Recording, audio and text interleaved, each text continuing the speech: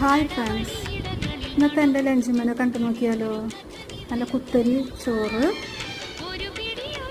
കൊഴുവ കറി വെച്ചത്, പിന്നെ മുതിരയും കൊള്ളിയും കൂടി ഉപ്പേരി കൂട്ടാം കേട്ടോ.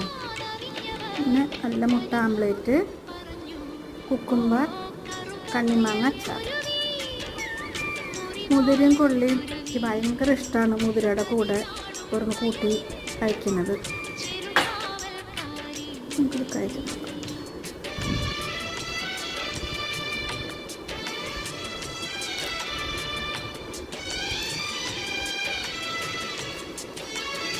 നല്ല കൊഴുവക്കറിയാണ്.